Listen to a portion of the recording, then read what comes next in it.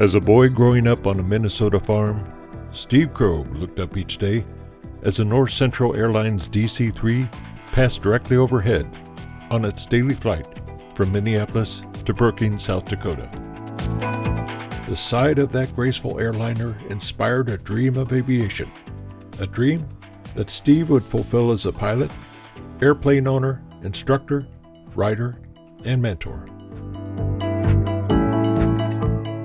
And Steve Krog has spent much of his adult life making that dream come true for other young men and women.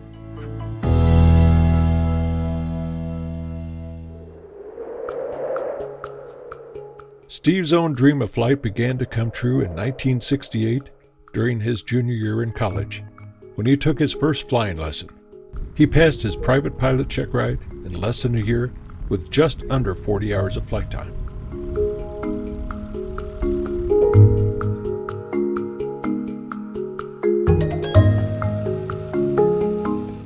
Six months later, he was introduced to tailwheel airplanes with his first hour of dual instruction in a Piper PA-18 Super Cub. 4 flights earned him his tailwheel endorsement. He might not have known it at the time, but he was seriously hooked on tail draggers. After college graduation and a brief stint in the Army, Steve continued building flight time and adding ratings.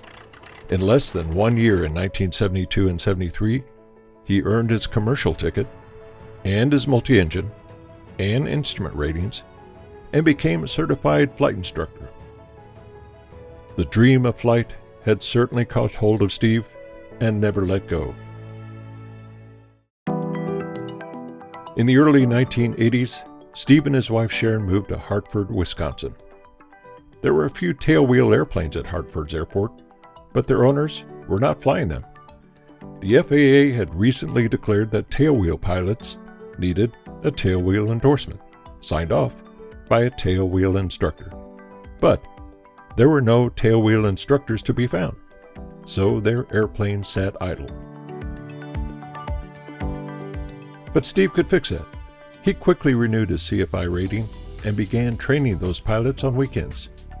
It did not take long before word got around, and other pilots started showing up for tailwheel instruction.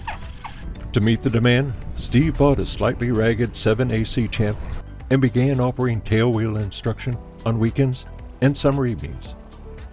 One of the things we do here, we revive the old tradition of making sure that on the day of solo, we cut their shirt tail off. And if you look back over on the wall there's maybe a fourth of the shirts there. And it's really interesting when these kids come back 2 years, 5 years, 10 years later, and they can walk over to that wall and say, there's my shirt, that's the day I soloed. The Champ was fun, but Sharon and Steve's true love was Piper J3 Cubs. Out went the Champ in trade for a nice J3 with a 90 horsepower Continental engine.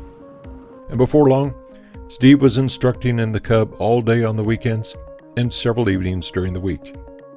The idea of just getting out there, and I'm not one that puts in my little earbuds and listens to tunes. I want to listen to the airplane, smell the alfalfa, and just thoroughly enjoy and relax.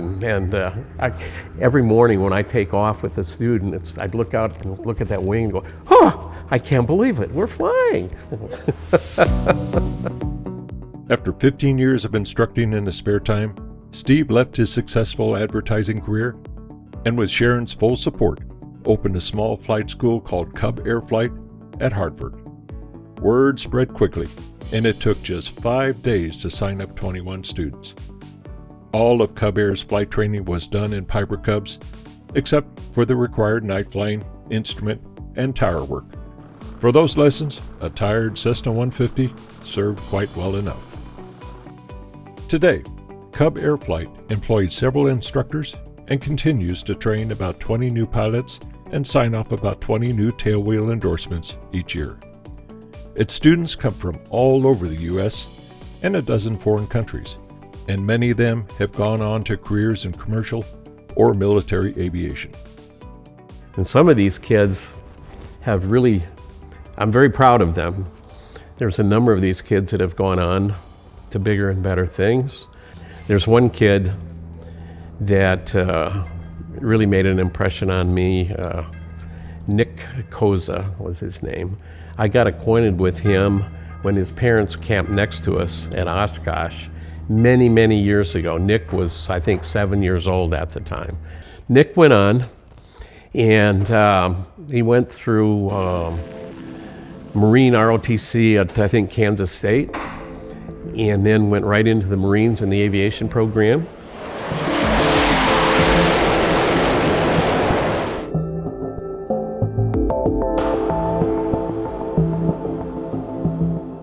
Nick is now flying F-35s. He's a major, making a career out of it at this point, and just having a ball flying F-35s.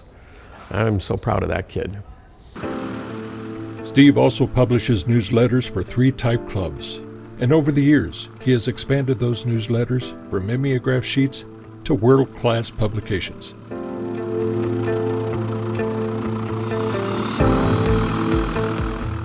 Steve has been very active with EAA on several advisory committees and as an author, Vintage board member, and volunteer.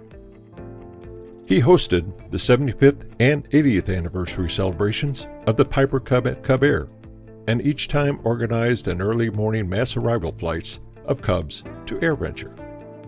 We had arrangements with EAA and with the tower people to fly a convoy of 75 Cubs to Oshkosh. We had a lot of great ground crew people, and the people that participated in this were fantastic, absolutely fantastic people. So the morning that we're launching, I was to call the tower right at sunrise and let them know that the first one was off. So when the first one took off, I called them, said, first one is launched, 74 more to go. Call us when the last one launches, okay? And on the 75th one, I called the tower and I said, 75 is off? And he started laughing. He says, one is just landing. So we had Cubs in tandem landing for almost an hour.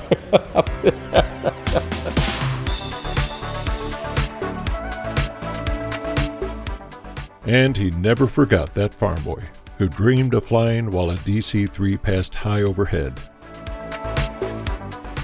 In short, Steve Krog is a perfect example of how one man's passion for aviation can help make the dream of flight a reality for so many other dreamers.